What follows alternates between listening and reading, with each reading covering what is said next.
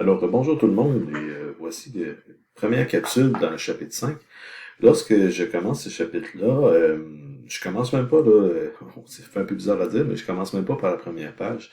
L'idée, c'est que je prends toujours un petit peu de temps pour expliquer à ma classe pourquoi on fait un chapitre qui ressemble à celui-là. Ça vient du fait surtout que j'ai souvent eu des questions du genre, ouais, mais monsieur, ça c'est pas de la chimie, ça ressemble plus à de la physique, je vois pas c'est quoi le rapport, pourquoi on apprend ça. Et il y a plusieurs personnes, même des fois, qui refusaient catégoriquement là, que on commence une matière qui ressemble à ce que vous avez dans ce chapitre-là. Bien, c'est toujours une question de mise en contexte. C'est ce que je veux faire ici avec vous. Donc, une courte introduction au chapitre. L'idée, c'est que à partir de ce moment-ci, on va s'intéresser à la structure atomique. C'est donc, en fait, on veut savoir si, en fait, comment les électrons vont se placer autour du noyau.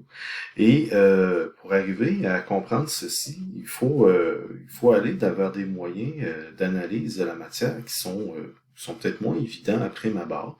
Faut pas oublier que les atomes en tant que tels sont extrêmement petits. Donc, en étant très petits, sont comme impossibles à voir. Et les électrons eux-mêmes sont encore nettement plus petits qu'un atome au total. Donc, à ce moment-là, il y a personne qui a jamais vu d'électrons là, à ce moment-ci de l'histoire. OK? Donc, il y a certaines recherches là, qui commencent à dire, à mentionner qu'ils sont capables de les voir, là. Mais ça, c'est très, très, très récent comme recherche. Donc, à ce moment-là, pendant plusieurs années, puis là, ici, je parle à peu près depuis 100 ans, les scientifiques se sont intéressés à la matière par des moyens détournés. Parce que puisque la matière est faite d'atomes très petits, ben, il faut trouver une façon de les voir. Puis, ce qu'on s'est rendu compte, c'est que cette matière-là, que ce soit des électrons, des noyaux d'atomes, que ce soit des liaisons covalentes dans des molécules, des structures moléculaires tridimensionnelles, ben, toutes ces informations-là, en fait, ont une capacité d'interagir avec de la lumière. Donc, c'est un peu bizarre, mais tout ce qu'on va faire pour le chapitre 5, c'est basé sur ce qu'on appelle l'interaction lumière-matière. Et puis, faut mentionner ici également que le mot lumière va devoir s'appliquer à quelque chose de beaucoup plus large que la lumière qu'on pense en termes d'humains. Donc, les humains sont des machines assez incroyables au niveau biologique, mais pour ce qui est de la détection des types de lumière, on est extrêmement limité. Et ce qu'on est capable de voir n'est qu'une infime partie de ce que la lumière représente au sens physique du terme. Donc les humains sont mal équipés pour détecter les différents types de lumière. Ils ne détectent que le visible, donc ce qu'on appelle le visible en tant que tel, parce que c'est parce que les humains sont capables de la voir, là, donc on appelle ça le spectre du visible. Et dans le spectre électromagnétique, qu'on appelle la lumière au sens large, bien, on voit pas grand-chose. Okay? Nos yeux sont pas capables de voir grand-chose. On va ressentir quelques petites choses là autrement, mais sinon, on n'est pas capable là, de bien voir toutes ces sortes de lumière. Cependant, la matière, puis il faut pas oublier que l'humain est fait de matière aussi, là, va interagir avec différents types de lumière, tout dépendant en fait de la longueur d'onde de cette lumière-là. La longueur d'onde ou la fréquence, là, l'une est inversement proportionnelle à l'autre, mais on peut caractériser souvent la lumière par sa longueur d'onde. La fréquence aussi, là, ça arrive, là, ça dépend des types de lumière, c'est une question d'habitude là, la plupart du temps. Donc, à ce moment-là, ce qu'on s'est rendu compte, c'est que la matière interagit avec la lumière de différentes façons, à différentes longueurs d'onde. Et vous avez ici une idée là, du spectre électromagnétique qui peut nous entourer. Quand on parle des ondes radio, donc tout ce qui va être le transfert par les ondes, là, des signaux radio, téléphone cellulaire, télé, donc toutes ces choses-là. Là. Quand on parle par les airs, naturellement, là, mais c'est pas mal dans les mêmes fréquences aussi. Pour ce qui est du câble, ben, du signal par fibre optique, bien, ça reste qu'on a des fréquences de lumière que on peut recevoir à la maison, qu'on est capable de décoder, et que c'est transféré en signal télé, en signal téléphone, en signal cellulaire, en signal radio à la maison. Donc ça ici, on appelle ça les basses fréquences. Là. Donc, autrement dit, c'est des longueurs d'onde un peu plus longues. Donc, c'est des ondes que nous, on peut utiliser, mais qu'on ne voit pas. Hein, on n'est pas capable de voir une onde radio. Là. Ça prend un appareil pour le détecter, puis transférer le signal pour qu'on puisse avoir le message là, qui est au bout de cette longueur d'onde.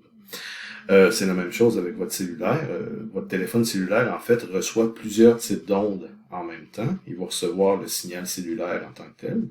Il va recevoir, autrement dit, votre téléphone, votre numéro de téléphone qui est lié à la carte SIM. Ensuite de ça, il va recevoir la plupart du temps un signal Wi-Fi, tout dépendant si on l'utilise ou non. Des fois, il est ouvert, des fois, il est fermé. Mais le signal Wi-Fi, il y a un détecteur pour les fréquences Wi-Fi qui sont pas les mêmes fréquences que le signal cellulaire. Et les téléphones cellulaires aussi ont forcément un détecteur d'ondes du type 4G, LTE, et puis les nouveaux téléphones qui viennent de sortir 5G, là, qui sont des fréquences qui sont différentes des deux premières. Donc, on a minimum 3 détecteurs d'ondes à l'intérieur de notre téléphone. Puis, je parle même pas de la caméra qui va capter les ondes électromagnétiques qui sont dans le visible pour faire des photos. Donc, on a à ce moment-là au moins 4 détecteurs. Puis, ça, c'est pour les ondes électromagnétiques. Un micro, c'est une autre chose. C'est des ondes physiques. Là. Le son n'est pas du tout dans les mêmes fréquences. Là. Et c'est pas une onde électromagnétique. Le son, c'est une onde physique. On va le laisser de côté pour l'instant. Bon, je dirais, ensuite de ça, ainsi de suite, là, on a des lampes infrarouges qui peuvent chauffer, que ce soit les personnes, il y en a qui ont ça dans leur salle de bain, des fois. Les lampes infrarouges, c'est souvent plus dans les restaurants qu'ils vont en avoir pour réchauffer les assiettes en attendant le service. Puis sinon, vous avez quand on arrive dans les fréquences comme plus l'ultraviolet, vous avez des lampes solaires là, qui vont vous permettre de faire du bronzage. Puis si on augmente l'énergie de ces radiations-là, on se rend vers les rayons X. Les rayons X qui sont en fait utilisés pour faire de la radiographie. Vous savez ce que c'est? C'est des rayonnements qui passent à travers nous. Hein? Puis pourquoi on réussit à avoir des photos de ce type-là, c'est juste parce que nos os sont plus denses que notre peau et les rayonnements sont plus arrêtés par les os. Et on est capable de faire une espèce de photo en négatif là, de l'intérieur de notre corps. Donc, c'est des rayons X ici. Puis, vous avez les rayonnements gamma qui sont en fait des rayonnements radioactifs extrêmement énergétiques. Là. Tout ça rentre dans les rayonnements qu'on appelle justement la lumière. Si on fait un lien avec le côté chimique de la chose, bien, on se rend compte que ces domaines de lumière-là vont être capables de nous donner des informations aussi sur la structure de la matière. Donc, encore, faut-il avoir les appareils pour détecter cette lumière-là et pour l'interpréter. Donc, c'est pour ça que le domaine qui s'appelle la spectroscopie, donc les analyses spectroscopiques, c'est les analyses qui vont provenir de la lumière qui est émise ou absorbée par la matière, bien, ce sont une gamme d'appareils qui vont nous permettre justement d'aller chercher des informations sur la structure. Donc, dans tout ça, je parlais tantôt des ondes radio, cellulaires et télévision, bien, la gamme des ondes qui sont ici, lorsqu'on transfère ça en chimie, c'est des ondes qui sont reliées à l'interprétation des mouvements, des noyaux des atomes qui sont à l'intérieur de la matière. Donc, quand on parle, par exemple, d'imagerie par résonance magnétique, bien, c'est dans ce type de fréquence-là que vous allez avoir l'information qui va vous permettre de faire de l'imagerie par résonance magnétique, de l'IRM. Cette imagerie-là est capable, en fait, de partir de la structure moléculaire en mesurant la distance entre les noyaux qui forment les atomes, qui forment les molécules, et on est capable de déterminer des structures tridimensionnelles de façon extrêmement précise. Maintenant, là, avec les nouveaux appareils, avec ce type de rayonnement-là. Donc, quand on envoie du rayonnement radiofréquence sur de la matière, bien on est en train de jouer avec la polarisation des noyaux qui sont à l'intérieur d'une molécule de type organique surtout. Donc on est capable d'aller chercher des informations sur l'emplacement des carbones, azote, hydrogène et oxygène là, à l'intérieur d'une molécule pour faire des images tridimensionnelles avec ça, éventuellement même de l'intérieur d'un corps humain. Donc, ce que je vous dis, la lumière qui est ici, bien, elle est reliée au phénomène qui est rattaché au noyau. On appelle ça la résonance magnétique nucléaire.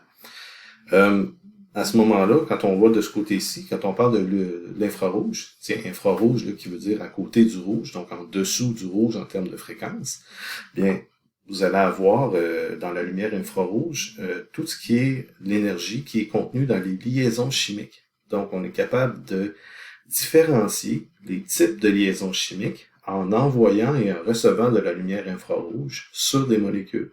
Donc à ce moment-là, on va être capable de savoir est-ce que c'est une liaison entre un C et un O, ou c'est une liaison entre un C et un H que je suis en train d'analyser. Puis on peut faire comme le compile de ces informations-là et déterminer également des structures moléculaires ou confirmer des structures moléculaires par le nombre et le type de liaison qu'on est capable de sonder là, à l'aide de la lumière infrarouge. Pour l'humain, l'infrarouge, on le ressent comme la chaleur. Donc, quand le soleil nous réchauffe, là, c'est la lumière infrarouge qui vient du soleil qui va nous donner cette impression-là. Et pourquoi on sent de la chaleur? C'est que ça va exciter les molécules de notre peau, les molécules d'eau qui est à l'intérieur ou proche de la surface de notre peau, et ça va les faire vibrer plus rapidement. Puis, en vibrant, elles vont dégager de la chaleur. Et pour nous, ben, c'est quelque chose qu'on ressent là, comme étant une sensation, comme étant chaude. Donc, c'est comme ça là, que on ressent, nous, l'humain, le côté infrarouge. Pour les molécules, ben, c'est des liaisons covalentes qui sont excitées par la lumière infrarouge. La lumière du visible, souvent le visible et l'ultraviolet viennent ensemble parce que cette lumière-là, pour ce qui est de la matière, ça a rapport aux transitions électroniques. Donc, le mouvement des électrons entre les couches électroniques d'un atome va nous donner de la lumière qui va souvent être dans le domaine soit du visible, entre 400 et 700 nanomètres de longueur d'onde, donc entre le violet et le rouge, et bien souvent aussi les transitions électroniques vont nous donner des informations dans l'ultraviolet également. Donc, ces deux types de lumière-là, comme je vous disais, sont souvent rattachés ensemble parce qu'ils sont reliés au même phénomène, c'est-à-dire le mouvement des électrons de valence autour d'un atome en tant que tel. Donc, vous allez voir que dans le chapitre 5, éventuellement, c'est plus vers ce type de lumière-là qu'on va se concentrer, parce que justement, c'est un chapitre sur la structure électronique. Donc, comment les électrons sont placés autour du noyau, à quelle distance, selon quelle forme géométrique dans l'espace. Vous allez voir que c'est pas uniquement des cercles ou des sphères, là, il y a beaucoup plus que ça. Donc, à ce moment-là, tout ce qu'on sait sur la structure électronique, on l'a su par les informations dans la lumière visible et ultraviolet que la matière nous envoie. C'est certain qu'il faut avoir, comme je vous disais, les appareils pour détecter cette lumière-là. Le visible, bien naturellement, pour l'humain, c'est ce qu'on voit avec nos yeux. Et l'ultraviolet, ben nous, on le ressent en tant qu'humain plutôt comme des coups de soleil. Donc, l'ultraviolet, c'est ce qui va brûler notre peau parce que c'est un rayonnement qui est un petit peu plus énergétique que le visible. Et c'est ça qui va causer les coups de soleil en premier lieu. Et deuxièmement, et peut-être éventuellement aussi les cancers de peau parce que les lumières qui sont plus énergétiques ont tendance à modifier les structures moléculaires, entre autres celles de l'ADN, et que ça peut causer l'apparition de tumeurs. Donc, plus on va vers la gauche sur ce dessin-là, plus on va avoir des lumières qui deviennent dangereuses, entre guillemets, là, pour l'humain, parce qu'elles deviennent de plus en plus énergétiques. Donc, ultraviolet et le visible, c'est les phénomènes de type électronique, donc les électrons qui se promènent. Ensuite de ça, quand on va vers les rayons X, ça sert à faire des radiographies, mais ça sert aussi à 2-3 autres choses. Entre autres, les rayons X servent à mesurer les distances entre les atomes qui sont placés dans un réseau cristallin.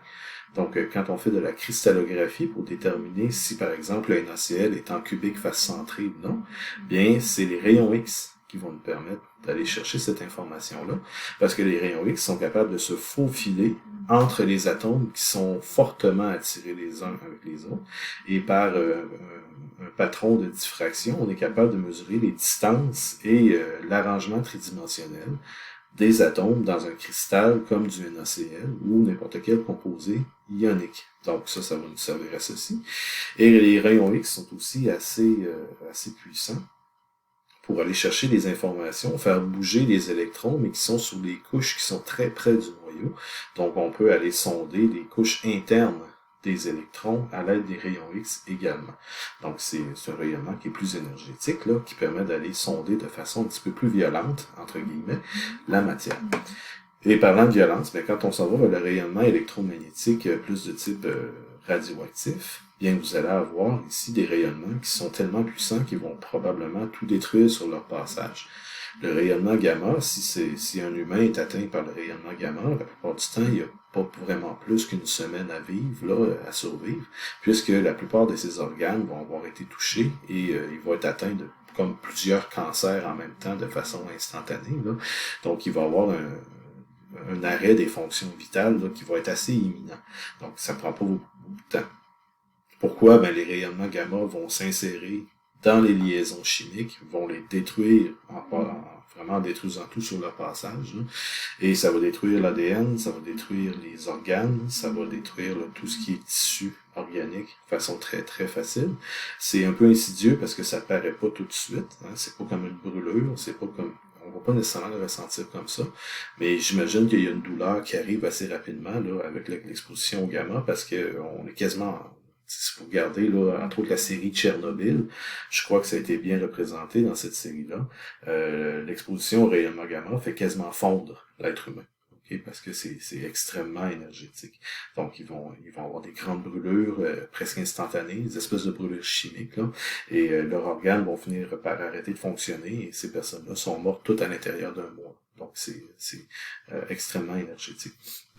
Pour ce qui est de la matière, ben, les rayonnements gamma sont reliés justement au mouvement des protons et des neutrons qui sont à l'intérieur des noyaux et qui vont soit être arrachés ou qui vont être ajoutés à des noyaux. On parle plus ici de physique nucléaire, là, on s'entendra.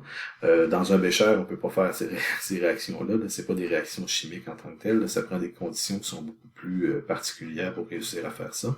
Mais bon, ça reste de l'information qui nous est donné sous forme de lumière et qui nous amène à comprendre la matière en tant que telle. Donc, c'est pour ça que je vais commencer en vous expliquant ceci, pour vous dire que dans les prochaines capsules, quand on va s'attarder aux formules mathématiques sur la longueur d'onde, sur la fréquence, sur l'énergie des ondes, bien tout ça est fait en fonction de la volonté de comprendre comment la matière va interagir avec la lumière. Et si on veut comprendre ce phénomène-là, il faut aussi comprendre au minimum certains aspects de la lumière, qui sont, comme je vous disais, entre autres, là, la longueur d'onde, la fréquence, l'énergie qui est associée à ceci, et qu'on va pouvoir ensuite classer, la plupart du temps, sur un spectre électromagnétique pour savoir quel type de lumière on est en train de recevoir et à quel type de phénomène par rapport à la matière qu'on est en train d'étudier. Donc, c'est cette petite introduction que je voulais faire avec vous.